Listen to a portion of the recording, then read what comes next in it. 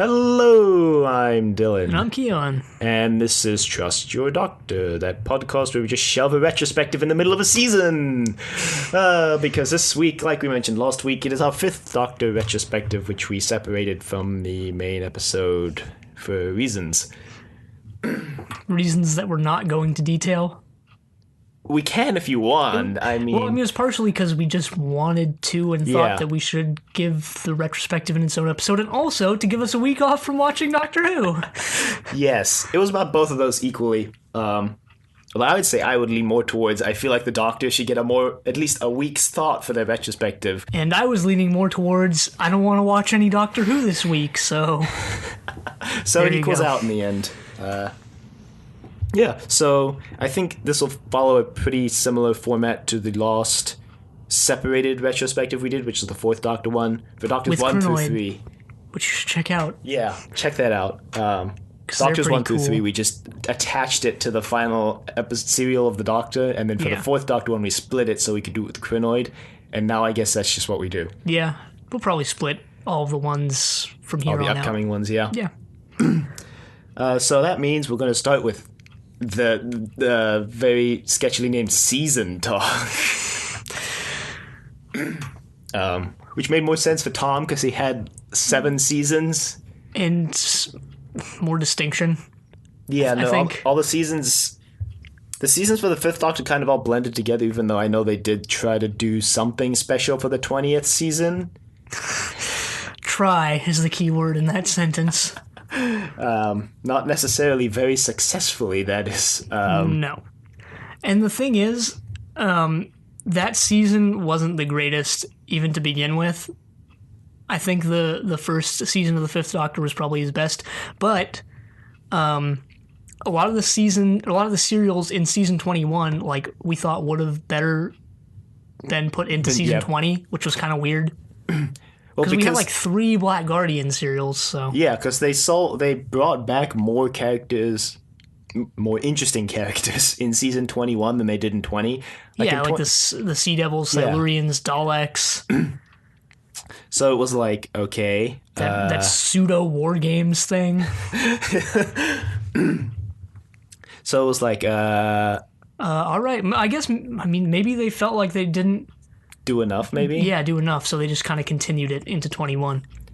Yeah, that's a possibility. Or another possibility is that they actually did commission some of those scripts for season 20 and they just weren't finished in time, so they bumped them back to 21. Yeah.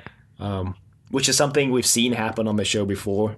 So, the seasons all kind of blend together now that I think about it, although season 21 definitely shows this distinction as being the worst season of Doctor Who. I don't know. We're technically not done with season 21. There's still the Twin Dilemma to go. I don't think Twin Dilemma is going to redeem it.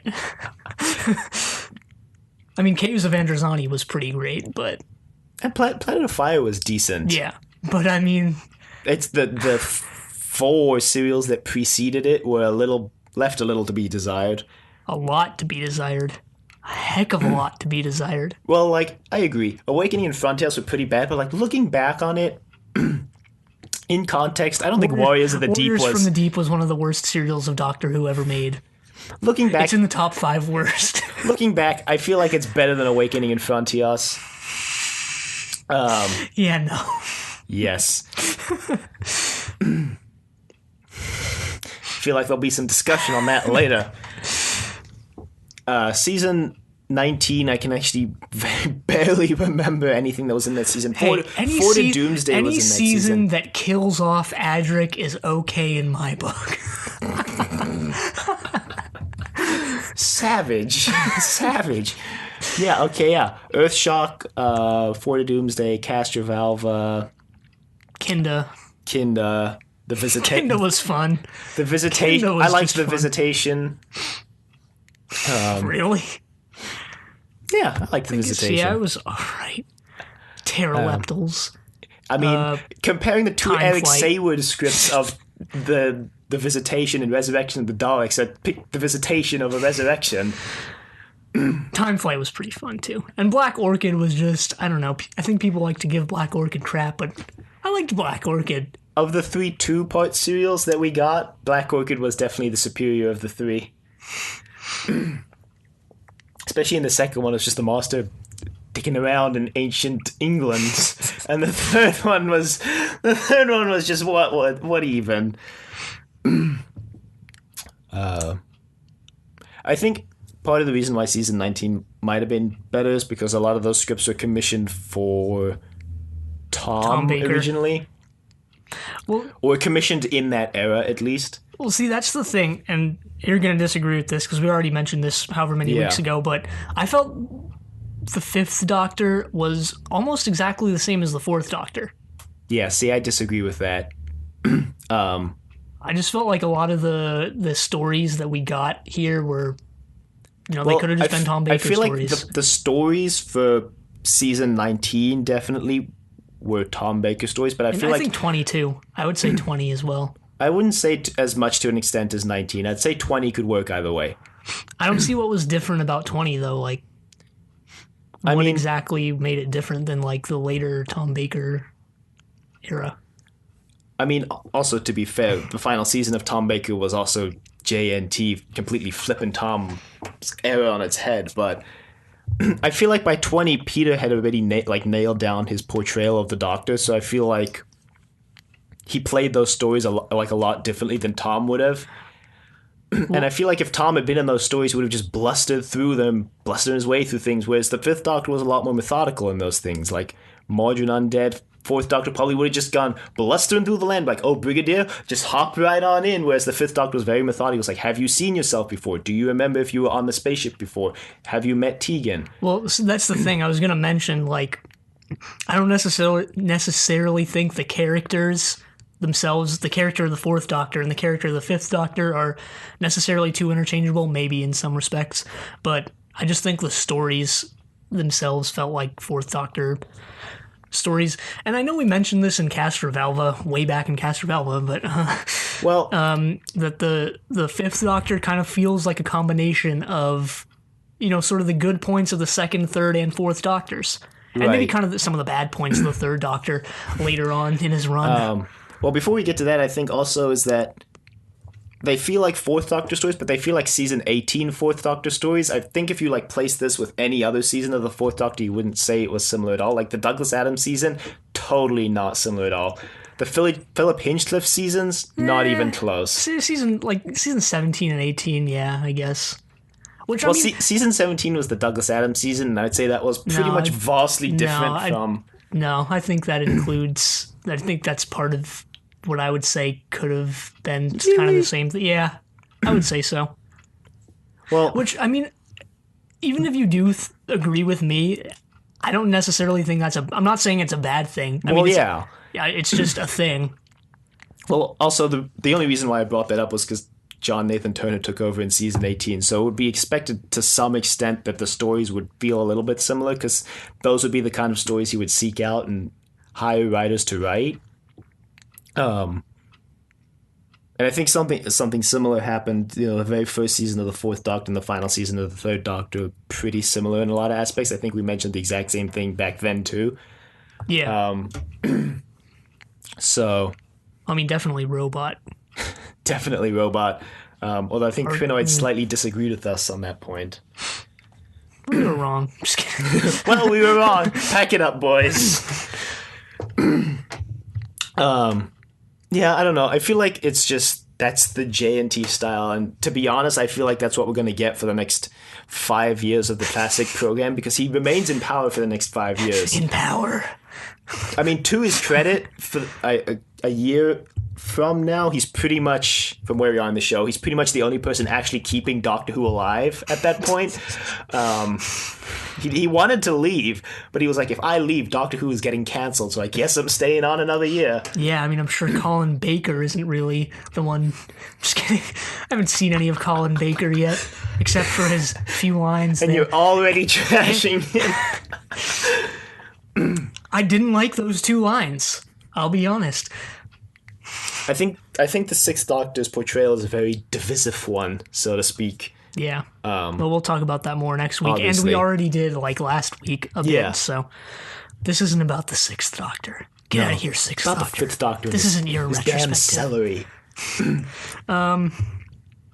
This would be a good time to mention just randomly. We've mentioned it before, but some people who picked it up later wouldn't know this. But we do get the name of our website from the Fifth Doctor, from a special where he meets the 10th Doctor, and the 10th Doctor mentions that the Fifth Doctor was the only one who could pull off a decorative vegetable. So that's where our website comes from, if you didn't know. Yeah.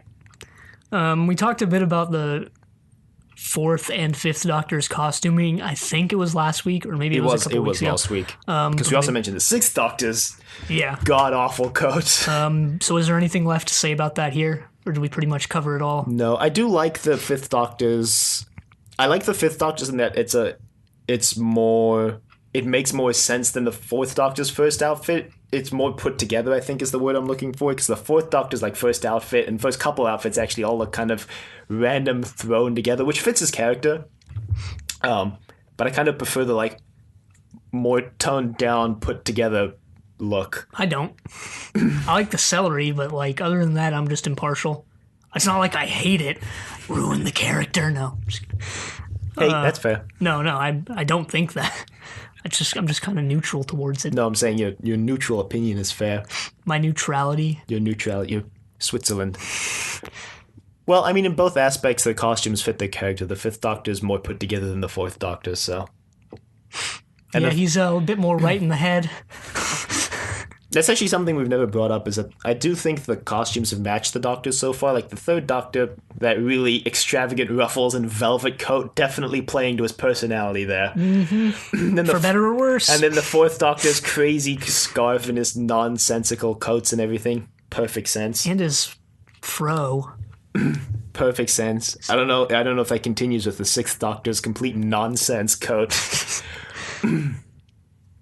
But... yeah, I think next up is companion talk. So we had companions for the Fifth Doctor were Tegan, Nyssa, Adric, Turlo, and Chameleon. Yeah, if you want to count him. And Perry briefly, although I think at the end we'll consider Perry more of a Sixth Doctor companion than Fifth. Yeah, sure. Like how we consider Nyssa and Tegan more Fifth Doctor companions than Fourth. And Adric. Even though they were there in the Fourth Doctor's final couple serials. Adric was kind of split down the middle, actually. But he feels more like a Fifth Doctor companion looking back on it than a... Well, maybe that's just because we watched him more recently with the Fifth Doctor, but I don't know. I feel like it's also... maybe because he died during the Fifth Doctor's and also, time-wise, he makes up a season maybe of the Fourth Doctor's 7 seasons. He's a seventh of the time, but he makes up a solid third of the Fifth Doctor's time. So just, time-wise, it feels like Adric spent more time with the Fifth Doctor, even though he didn't actually. I don't know. Well, the Fifth Doctor honestly had some of the best companions on the show. Mm-hmm. I've mentioned it before, but Tegan is one of my favorite companions. Nyssa is pretty high up there. Turlo is also pretty high up there. Tegan is actually my favorite, I think. Either my favorite or tied with Leela, which I think I mentioned probably when she was written out. And last week. Well, I think I also mentioned that Tegan is in my top 5, I think I said. We gave our top 5s, but I don't even remember what I said now. And probably if I gave my top 5 now, it would be different. Yeah. Because it changes day by day. And it doesn't matter anyway. So I think the Fifth Doctor's era did prove that at least in my mind, it strengthened the argument, didn't necessarily prove it, that the 2 companion TARDIS is the best TARDIS. Well, I don't know. I feel like in a lot of these serials, this is kind of true of the Fourth Doctor as well, but this isn't, the First Doctor, Second Doctor type thing where it was the Doctor's doing everything, the companions aren't doing anything, just one companion's doing stuff and the rest of them are just there. But I think they've, even with 3 companion TARDIS, they've reached a better equilibrium there. They've definitely reached a better equilibrium, but I think looking back on it, I feel like more character development was done for the companions when there was a 2 companion TARDIS than a 3, and I feel like having the more character development and the character arcs, which is something we've wanted from the show for a long time, is better than having a 3 companion TARDIS and then just kind of having them all do something, but not necessarily having it develop their character. Yeah, well, the Fifth Doctor's era was one of the, first where there was actual character development of the companions. So, I mean, with Turlo and and maybe Tegan. Tegan, maybe. Well, she had that whole Nissa Mara kind thing. of. Yeah, that's true. And, but I feel like more of that development was done when there was two companions, like when it was Tegan and Nissa, when it was Tegan and Turlo. Yeah, it's hard to write for all four of them if there's four. Which isn't to say the three-person TARDIS can't be done. It's just to say that I prefer the two-companion TARDIS to other numbers of companions. All right, favorite companion of the Fifth Doctor, though, would be Tegan. But yeah, I guess I don't know if this is just... I don't know if you can solely attribute this to the writing, but I think maybe how we felt the companions were doing a lot more, or... Yeah, I guess just doing a lot more was maybe because it's not Tom Baker anymore, maybe? Possibly. I'm not sure. I'm just throwing that out there. I'm not sure either way. No, I'm really not. I'm not trying to make a snarky comment. I know. Well, I know, at least. That might tie into something that I wanted to mention later when we're talking about the Fifth Doctor himself, that I think he took more of a hands-off approach than the Fourth Doctor did, but anyway. A scarf-off approach. We'll get to that in a second. A celery-on approach. What, like that time he replaced the celery in Enlightenment? Yeah, in Enlightenment. I was listening to Flight to Entirety the other day, and I didn't actually remember this, but I can't remember who it was, Brandon and Nathan, but they pointed out that the original celery the Doctor wears is actually from Castrovalva, which was created by Adric, and yet the celery didn't disappear when Adric died in Earthshock. Huh.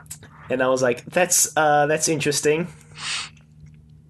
So, go check that out, I guess. It was in their Enlightenment episode when the Doctor changes his celery. That's actually why they mentioned it. Chameleon, obviously the least Fifth Doctor companion. Yeah, you know what's a good testament to just Chameleon's overall character arc? Is that I forgot to even... I just forgot about... We're talking about companions right now? I just forgot about Chameleon. Did we put him on the kill count? I don't remember if we put him on the kill count. Oh no. Did he? I don't think he didn't kill anyone, but I don't think we even put him on there with the 0 that we usually put other companions on. Wait, did he not kill anyone? Cause he did.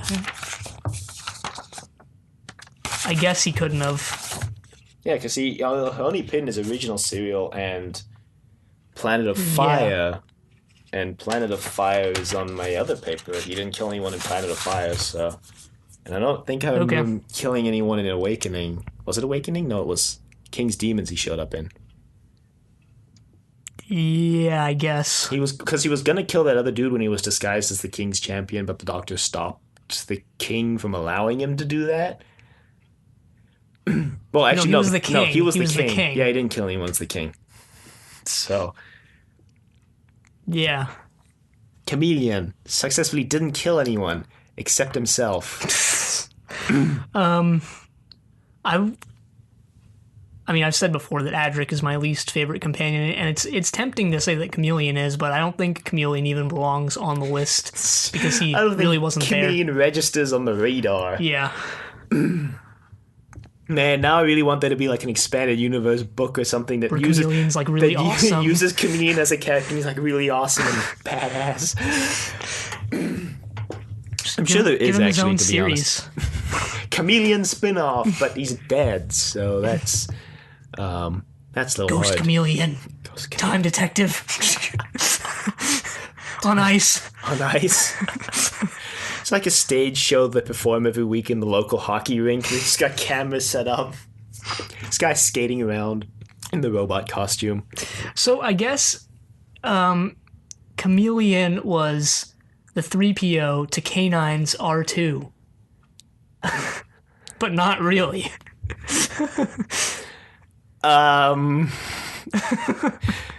Sure. I don't think they ever met, so... No, but I'm just saying, K9 was this show's R2, and Chameleon was this show's failed C-3PO. And K9 was I don't know. I'm not going to talk about K9. We're not ever going to talk about K9. We don't talk about K9 here. Oh, K9. Freaking Chameleon. Kind of want to go back and watch K9 and Company. Again? Just kidding, no, I don't. Want to watch that train wreck? Oh, yeah, we didn't. Tractor wreck. Oh, jeez. Wow, that's a throwback. Who drives the tractor off the road. Wow. We didn't actually mention that the Five Doctors takes place in this era, which if it wasn't obvious already. Well, the Two Doctors takes place in the next thing. The next season, actually. I mean, if you didn't know when the Two Doctors was, you would probably just say, like, oh, yeah, it's with the Second Doctor and the First Doctor, right? Nope. Yeah. Or that audio drama, The One Doctor. You'd assume that would take place with the First Doctor. Nope, it's the Sixth Doctor. That's every serial, The One Doctor. I mean, except for, like, Meglos, Enemy of the World, the Massacre. Actually, The One Doctor is kind of like those serials. There's a guy who's pretending to be the Doctor, and the Doctor's like, you got it all wrong. Well, actually, the Massacre is like The One Doctor because the Doctor isn't in it, so it's just the It's Abbott. more like the No Doctors, to be honest. The Zero Doctors. The Zero Doctors. So there you go. If they ever make it, it's already been made. There's a comic called the 11 Doctors, I think, which reasonably takes place after the 11th Doctor. It might be the 10 Doctors. The 65 Doctors. 65. There's a book that I think we were considering reading for our next year's extravaganza, so to speak. Don't spoil it. No, I'm going to spoil the plot. I'm just going to spoil the the extravaganza, but the title of the book is The Infinity Doctors. That's all I wanted to say. Yeah, well, we haven't really explained what we're doing. Nor have we even planned it, to be honest. Well, we planned what it is. We just haven't planned how it's going to work. And that'll be announced when we get probably to the end of the 7th Doctor's run, just before we watch the TV movie. So I'm assuming we're going to want to explain what it is a couple of weeks in advance. Yeah. Probably. Anyway, next up, favorite story, ? Let's pull up a list. Right, let's pull up a list of 5th Doctor stories, and there we go. I'm going to say Margarine Undead. That's not to say it was the best story, but it was my favorite. My favorite, for sure. Yeah, I think I'd probably, unsurprisingly, say either Snake Dance or Enlightenment. Yeah. Even though we said season 20 was probably the worst season of the 5th Doctor, I feel like it had more enjoyable serials than... Wait, what? Yeah, you said that at the beginning. You're like, season 20 was definitely the worst. Well, I meant 21. Okay. I mean, I was confused. I just kind of rolled with it. Like, right at the beginning, like, season 20. I think I said 21. I don't know. We're talking about it being the 20th anniversary. You're like, yeah, it was probably the worst. Or something like that. It was early on. I was really confused, but I just rolled with it. Maybe I just wasn't even paying attention to what you were saying, and I was like, yeah, whatever, that was the worst. I don't know. Well, just to set the record straight, season 21 is definitely the worst season of Doctor Who so far, in my opinion. But yeah, no, I do. I remember now. I said 19 was the best of the 5th Doctor. I don't know what I said, honestly. I think it was something along those lines, and I might be misremembering too. But I disagree, because I think season 20 was the best of the 5th Doctor. Oh, no, I was making that joke. 19 was the best because it killed Adric. Okay. 20 is the best. I do think 20 is on par with 19, I'll say. I think 20 exceeds 19, like, barely. I feel like 20 nailed down what the 5th Doctor was. Anyway, this is about favorite story. We talk about the seasons, whatever. Margarine Undead is still my favorite because it brought back the Brigadier. I really liked the things they did with time travel, and also Tegan was pretty awesome in that serial. So. Margarine Undead was good. Least favorite probably belongs to the Warriors. Awakening. Wow. Warriors was one of the worst ever. The Awakening.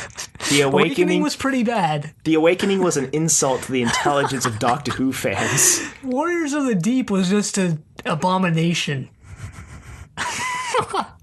I mean, the Warriors of the Deep had a plot. A freaking Awakening did have a plot. Warriors of the Deep barely had a coherent plot. But at least it had a plot. Warriors of the Deep was trash. Let's be Well, real. if Warriors of the Deep was trash, Awakening was the dumpster fire. Warriors of the Deep is where I want my trash, polluting the oceans on the bottom of the sea. The Awakening was a dumpster fire. It's like they took the trash and then lit it on fire. It was so bad. It's not even worth it for a landfill. They just burned it. Which is illegal in most countries, by the way. Not in some countries. That's why I said most countries. Some countries are like, hey, let's burn our trash. Book burning! Which, I mean, some people do that here. I mean, I'm sure there's some people, at least some Burn people. books or trash? Not trash. I'm Okay. sure books, too. Oh, Jesus. Well, everything else I'd say falls squarely in the middle, unless it's season 21. It's weird because... Honestly, Caves of Androzani is up there. Yeah, no, it is for me, too. It's probably in the top 5. I put it, like, probably top 3 or 4. But I was going to say it's weird that season 20 hit us with a lot of pretty good serials, and then we got the 5 Doctors, and then all of a sudden we get hit with some pretty bad serials for, like, a month. Before we get Planet of Fire up and running, and then we get Caves of Androzani. Anyway, I guess this is a good time to finally talk about the Fifth Doctor himself, since we've been, like, dancing around it the whole retrospective. Well, no, we talked about him. Briefly. But then we're Sounds like, we'll save it good for later. chunk. It's like a nice percentage there. A good solid, like, 70%, maybe. Okay, it wasn't that high. It's like, I mean, if you want to fraction it out. No, I'm just kidding. So, I mean, like, I don't know. what about him is the thing. Like, I already said what I wanted to say. He seemed like a nice combination. He was actually a lot less abrasive than Tom Baker, so good on you, Peter Davison. Yeah, that's actually the main thing I wanted to bring up about the Fifth Doctor's character was that I think Peter Davison, played it, like, he played the joke similarly to Tom Baker, but he was a lot more relaxed about it. He was a lot more restrained. He was a lot more polite, until his later seasons, where he kind of just started getting fed up with everyone, which is actually honestly pretty funny, and I like that. Thing is, like, if Tom, I think maybe this is just hindsight. Maybe I'm just imagining this, or maybe I'm just noticing it.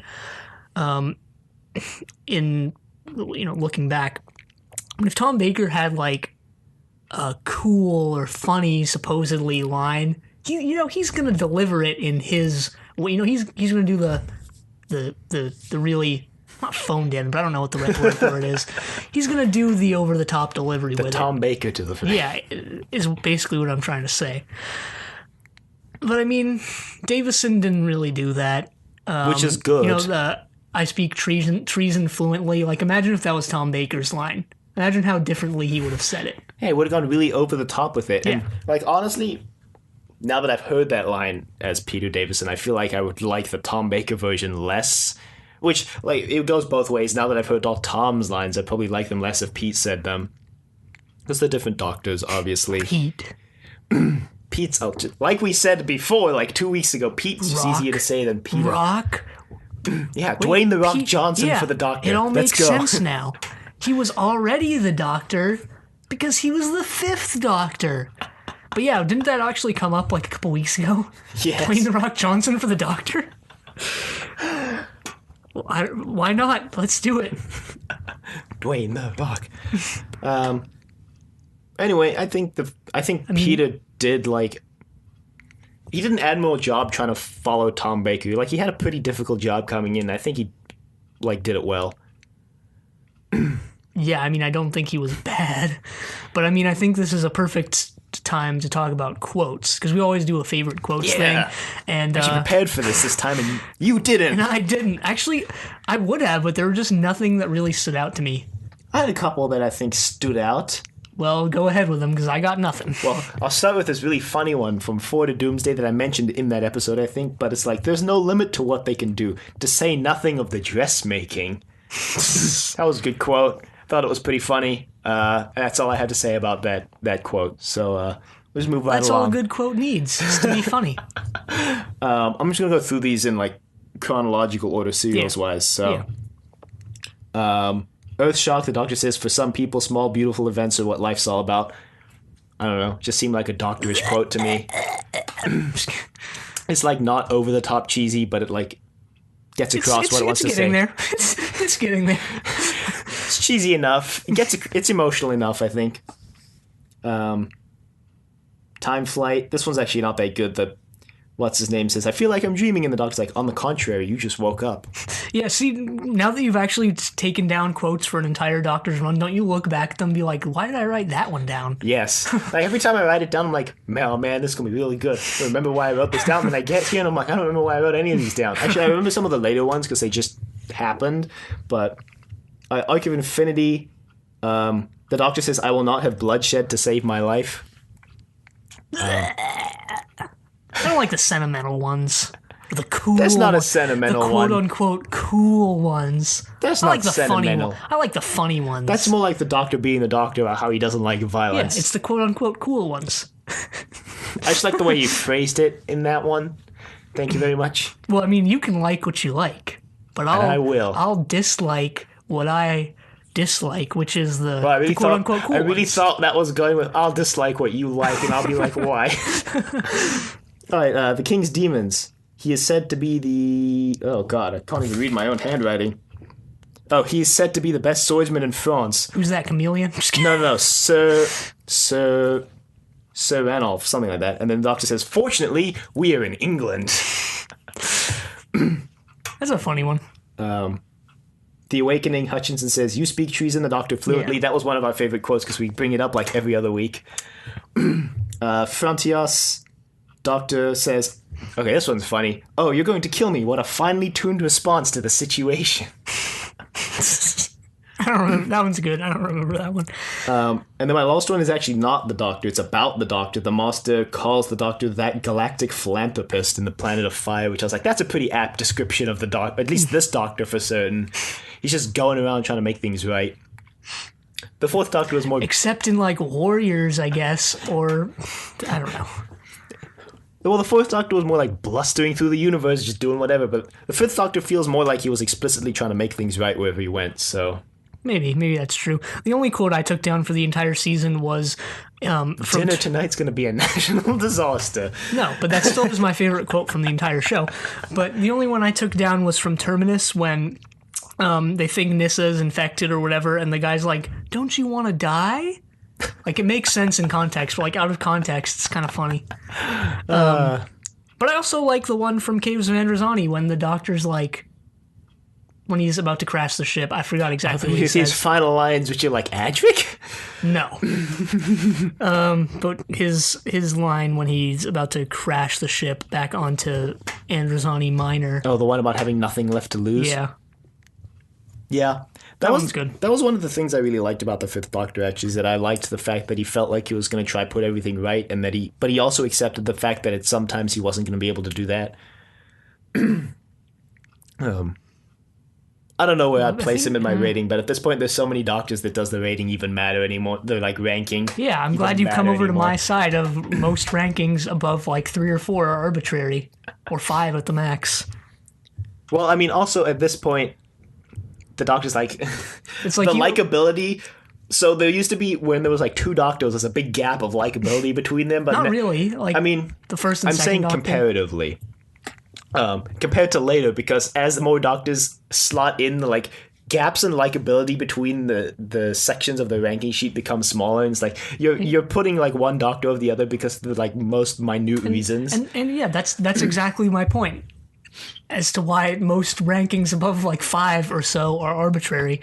But also the thing is, we watched like the first and the second Doctor and stuff so long ago that like, would it really even be fair to rank like the Fifth Doctor against the First Doctor? Yeah, which maybe it's fair, but maybe it's also not. I don't know. If you watch a serial from each of them, close enough together, then I'd say I think you have to watch a couple.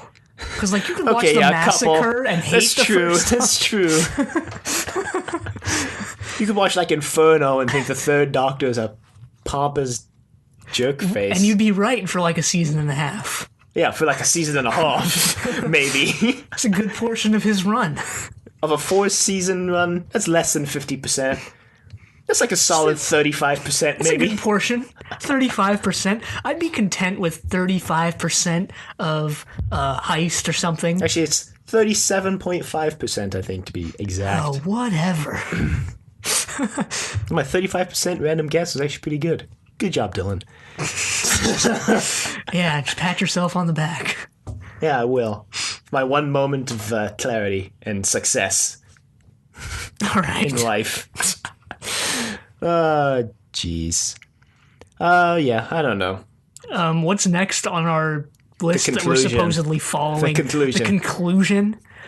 I think to wrap it up, I'll say that I think Peter did an admirable job trying to follow Tom. I think he did the best that he could. Actually, there was something I wanted to mention, at least talk about briefly, which was that Peter said he liked the scripts for season 21 the best, which I strongly disagree with. But I do think that the scripts for season 21 were more tailored towards Peter's Doctor specifically than 19 and 20. I mean, like you said earlier, 19 and 20 you said felt like they could be Fourth Doctor serials easily, and 21 didn't. Yeah. And I feel like that might be a reason why Peter likes them, is because they did tailor more towards his Doctor rather than just quote-unquote this amorphous the Doctor entity in general. Maybe that's true. I did say before that 17 kind of felt like 19, and I do kind of take that back a bit, somewhat. And I think there's like definite character development for the Fifth Doctor too. Like we've said before, he definitely gets more exasperated towards the end of his run, which I liked because he didn't become super arrogant about it and didn't like rub it in people's faces. He kind of just played it off like in the background. It's like, these people. Well, the thing is, just when it might have gotten to the point where it's annoying, he regenerates. So, I mean, you can speculate as much as you want as to what might or might not have happened. Well, I feel like he was starting to rein it back in because of Tegan leaving specifically, because I think he was hit pretty hard by Tegan leaving. And like, I think it's like in Planet of Fire, he's a lot less snippy. Well, I mean, I don't know how much of And that Caves has too. to do with stuff that was intentional or just stuff that the writers themselves. I don't know. I mean, in reality, probably wasn't intentional, but it's more fun to assume that it was intentional. Yeah, the Life of Pi argument thing. So, yeah, I don't know. I think he did an admirable job with what he was given, and I don't think he's bad. No, I think he's good. Yeah, I mean, me too. I don't think he's bad. I don't think any of the Doctors has been explicitly bad either, by the way. I feel like just some of them have had characteristics that are disagreeable. Well, we still have the 6th, 7th, 8th, 9th, 10th, 11th. Well, I've and already watched 12th. 9 through 12, so my blanket statement covers more Doctors than your blanket statement Well, you would. might rewatch them and hate them. That's you true. never know. I'd be rewatching them with like 50 years of history in my brain now. It's a lot of history. Well, I mean, in history class, you learn like a couple hundred years. You know, It's a lot of history. humans have been around for a couple thousand years. It's a lot It's of a history. couple million years. Well, I mean, depending on what you... believe. Humans is a couple thousand. What? No, it's like... What? Like humans as Homo sapiens, couple thousand. If you mean humans as in like anything that we can generally consider close to humans, yeah, okay, couple million. If you're including I don't like know. Homo I thought it was a couple erectus million. and Australopithecus and Yeah, Neanderthal was where it's at. Neanderthals in that, couple million probably, yeah. I mean, I don't know. I don't know. But I mean, I don't know. It is a couple thousand if you believe in like the Abrahamic Bible. religions. Yeah, or any other Abrahamic faith, yeah. Anyway, I think we've run out of things to say about Peter Davison and his tenure as the Doctor, although I'm sure his shadow will loom large over the Sixth Doctor's first couple serials. Either we'll be desperately wishing for him to come back, or we'll be glad he's gone. I guess we'll find out. Email us at thedoctordecadavevegetable.com. Questions, comments, concerns, angry rants, love letters, your thoughts on Peter Davison, Colin Baker, etc., etc., etc. You can find Trust Your Doctor at iTunes, Google Play, and YouTube, all at Trust Your Doctor. So leave a rating if you like the show, or if you didn't, that'd be great too. It would be great. But it would help us. It would help, it would help us be make great. the show better. Okay, I wouldn't call it I'm not gonna great. look at that 1-star rating and be like, great. Okay, I wouldn't call it great. Maybe good, because it would help us. Good. Check us out on Facebook. Trust Your Doctor. Like us on Facebook. Also check us out on Twitter at TYD Podcast and follow us on Twitter. And next week we start the 6th Doctor with Twin Dilemma. Yes. But until then, the end.